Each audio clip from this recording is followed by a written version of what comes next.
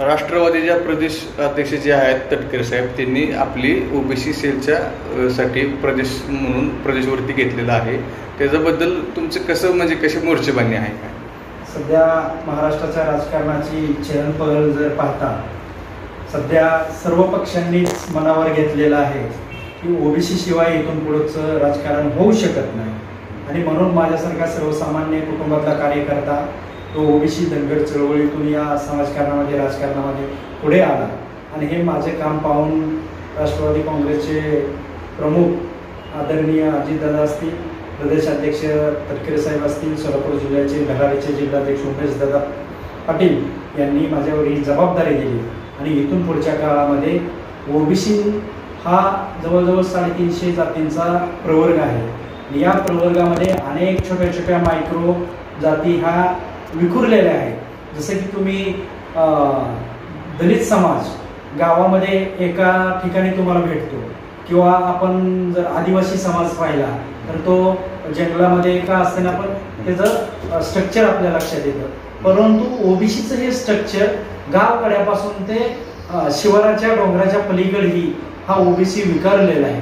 आणि मग या ओबीसीचे जे मायक्रो प्रश्न आहेत, सध्या राजकारणाच्या पलीकडे जाऊन या राज्यकर्त्यांच्या दरबारात जाऊन ओबीसी मायक्रो घटकांचे प्रश्न सोडवणे आणि कायद्याच्या चौकटीत बसवून राज्याच्या आर्थिक तिजोरीच्या बजेटमधून त्यांना काय देता येईल, त्यांच्या उपाययोजना, आरोग्य, शैक्षणिक ज्या ह्या गोष्टी आहेत, जे सामाजिक न्यायाच्या प्रतीक्षेत आहेत, अशा ओबीसी घटकांसाठी येणाऱ्या काळामध्ये नक्कीच पुढे काम करेल. आणि पक्ष बांधणीसाठी सुद्धा जो ओबीसी विखुरलेला आहे आणि त्यांना इकडं तिकडं जे पक्ष आहेत, जे त्यांना वेगवेगळे आमिषे दावून प्रत्येक निवडणुकीला वापरून घेतात, इथून पुढच्या काळामध्ये तसं होणार नाहीये. जो खऱ्या अर्थानं ओरिजिनल ओबीसी आहे, जो फक्त स्वतःच्या प्रसिद्धीसाठी किंवा मला राजकारणात काय मिळतंय का अशा उद्देशानं काम करणाऱ्या लोकांना खड्यासारखं बाजूला सर्वसामान्य ओबीसी बाजूला केल्याशिवाय थांबणार नाही. उपमुख्यमंत्री अजितदादा पवार यांच्यावर सातत्याने टीका करणारे लक्ष्मण हाके हे सातत्याने टीका करत आहेत, वारंवार टीका करत आहेत. काय त्यांना यातून साध्य करायचंय, काय त्यांना त्यातून मिळवायचंय? एक ओबीसी चळवळीतले नेते म्हणून तुमची काय पहिली प्रतिक्रिया असेल त्या बाबतीत? नाही, खरं तर लक्ष्मण हाकेंसोबत आम्ही काम केलेलं आहे, जुने सहकारी राहिलेले आहे या महाराष्ट्रामध्ये. त्यांच्या एवढं माझ्याशिवाय कोण ओळखत नाही त्यांना. त्यामुळं हे विधाने ते वारंवार प्रसिद्धीसाठी करत आहेत आणि हे सर्व महाराष्ट्राच्या लक्षात येत आहे. आज 22 जून 2024ला ओबीसीचं आंदोलन संपलं पहिलं. आज जवळजवळ त्या आंदोलनाला 15 महिने होऊन गेले. परंतु लक्ष्मण हाकेंनी या सरकारच्या फेवरमध्ये विधानसभेचा प्रचार असेल, ज्या काही याच्या मागच्या ज्या घडामोडी केल्या, परंतु त्यांनी या सरकारला ओबीसीच्या एखाद्या घटक प्रश्नावरती साधं एखादं निवेदन सुद्धा दिलेलं नाही. मोगम प्रसिद्धीसाठी आणि राजकारणामध्ये हे महायुतीचं सरकार आहे. याचे मुख्यमंत्री देवेंद्र फडणवीस आहेत आणि उपमुख्यमंत्री आदरणीय एकनाथ शिंदे आणि अजितदादा आहेत. परंतु वारंवार अजितदादावरती बोलल्यानंतर मीडिया मिळेल आपल्याला किंवा कुणाला खुश करायसाठी बोलत असतील. परंतु माझं त्यांना आपल्या माध्यमातून आव्हान आहे, आपण या प्रसिद्धीसाठी नुसतं काम करता आपण सर्वसामान्य ओबीसीच्या घटकातील यांना निवेदन देऊ. आता लक्ष्मण हाके हे चळवळीच्या माध्यमातून एवढं नाव मोठं झालंय, त्यांना मीडिया कुठेही अटॅच होते. खरं तर त्यांना मग त्यांची एवढी अवकात नाही का की त्यांना राज्याचे मुख्यमंत्री, उपमुख्यमंत्री किंवा आमचे भुजबळ साहेब आहेत, पंकजाताई मुंडे आहेत, ओबीसीचे एवढे मंत्रिमंडळ आहेत, हाकेंना एखादी बैठक मंत्र्याबरोबर करता येत नाही का? त्यांना साध्य काय करायचं या जगात? म्हणजे प्रसिद्धी तर मिळवायची आहे, पण अजून काय साध्य करायचं? आता हे साध्य तुम्ही त्यांनाच विचारू शकता. परंतु माझं आपल्या माध्यमातून आव्हान आहे, त्यांनी या सरकारमधल्या लोकप्रतिनिधींशी ओबीसीच्या घटकावरती एखादी मीटिंग लावावी, निवेदन देऊन त्यांना कायद्याच्या बजेटमध्ये, तरतुदीमध्ये बजेट अजून काय करता येईल, त्यांचे प्रश्न आहेत त्या शंका त्यांचे निवारण करण्यासाठी काम करावं.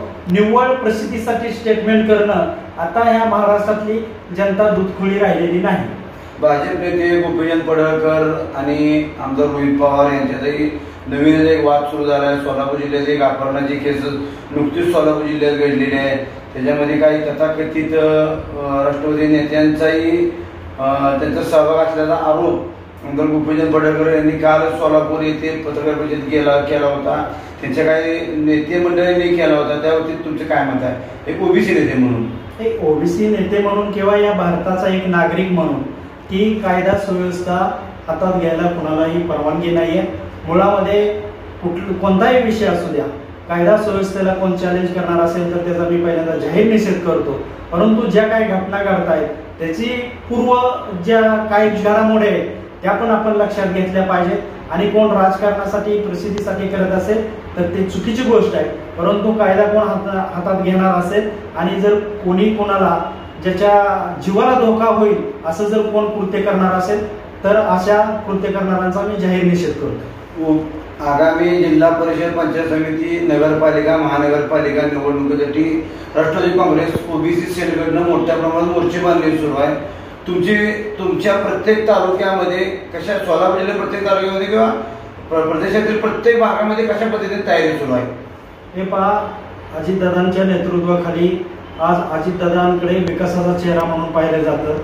आज जर आपण या निवडीची गर्दी बघितली तर महाराष्ट्रातला तळागाळातला तरुण असेल हा अजितदादांकडे किंवा सर्वसामान्य जनता ही एक कामाचा माणूस म्हणून वेगळ्या पद्धतीने आकर्षित आहे. आणि त्याचाच परिणाम म्हणून आज या जिल्हा परिषद स्थानिक स्वराज्य संस्थेच्या काही निवडणुका असतील त्याच्यामध्ये राष्ट्रवादी काँग्रेस पक्ष ताकदीनं उतरणार आहे. आणि ओबीसी वोटर हा 55 ते 60% आहे.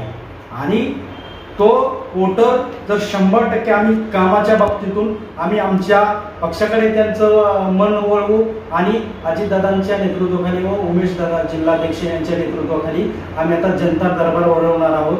जे सर्वसामान्य पंचायत समिती व जिल्हा परिषद गटनीय आहे तिथल्या काही लोकांच्या स्थानिक प्रशासन लेवलला तलाट्यापासून ते वर सीओ बीडीओ पर्यंत प्रांत कलेक्टरच्या टेबलला ज्या ज्या लोकांच्या अडचणी आहेत अशा लोकांची डायरेक्ट अजितदादांच्या नावे निवेदनं घेऊन ते निवेदनं प्रतिनिधी म्हणून जिल्हाध्यक्ष उमेशदादा असतील किंवा आम्ही सहकारी म्हणून या लोकांची निवेदनं स्वीकारणार आहोत. आणि डायरेक्ट अजितदादांच्या पत्राने ज्या ज्या अधिकाऱ्यांच्या टेबलला जो विषय आहे तो त्यांना पत्र दादांकडून निघून सर्वसामान्य लोकांच्या प्रश्नाची 100% सोडवणूक करण्याचं काम इथून पुढच्या काळात करणार आहोत. सुप्रीम कोर्टाने 27% आरक्षणासही जिल्हा परिषद, पंचायत समिती आणि स्थानिक स्वराज्य निवडणुकीमध्ये तुम्हाला जो आरक्षण दिलेलं आहे त्या अनुषंगाने निवडणुका लढवायला सांगितलेले आहे. त्यातूनही काय अजून तुमच्या ओबीसी समाजामध्ये जी अनेक जाती आहेत त्या जातींमध्ये काय अनेक प्रश्न आहेत, अनेक मूलभूत प्रश्न त्यांचे राहिलेले आहेत. त्याची सोडवणूक उपमुख्यमंत्री अजितदादा पवार यांच्याकडून तुम्ही कशा पद्धतीने सोडवणूक करणार? हे पहा, सध्या ओबीसी विषयी काही ओबीसीचे डुप्लिकेट आणि ओरिजिनल नेते बनून काय राज्यामध्ये काम करत आहेत. परंतु मी येणाऱ्या काळामध्ये, येणाऱ्या पंधरवड्यामध्ये राज्यातील ऍक्टिव्हेट ओबीसी तरुण कार्यकर्त्यांना घेऊन अजितदादांबरोबर बैठक लावणार आहे. ओबीसीचे काही जे प्रश्न असतील, जे ओबीसीच्या तरुणांमध्ये नेत्यांमध्ये गैरसमज काही पसरवण्याची लोक स्क्रिप्टेड भूमिका करतायत त्याला उत्तर म्हणा किंवा त्यांनी जे काय गोष्टी करतायत त्याला उघडं पाडण्यासाठी मी ओबीसीच्या तरुण सर्व कार्यकर्त्यांची अजितदादांबरोबर एक बैठक लावणार आहे. आणि त्या ओबीसीच्या निधी योजना व अर्थ खात्याबाबतीत जे काही यांच्या तरुणांमध्ये गैरसमज पसरवलेले जात आहेत ती त्यांच्या मनामध्ये दूध का दूध आणि पाणी का पाणी करण्याचं मी नियोजन नक्की करेन. नेहमी दर निवडणुकामध्ये भाजपाला ओबीसींचा मतांचा फायदा झालेला आहे असं ते वारंवार सांगतात. परंतु गेल्या निवडणुकीमध्ये विधानसभा असेल किंवा लोकसभा निवडणुकीमध्ये असेल की त्यांना असं म्हणतात की त्यांचेच पदाधिकारी म्हणतात की आम्हाला ओबीसी मतांचा फटका पडला आहे. या निवडणुकीत जे आपण स्थानिक स्वराज्य संस्थेची निवडणूक होणारे म्हणतो जिल्हा परिषद, झेडपी, महानगरपालिका, यात तो कसा फॅक्टर ठरला?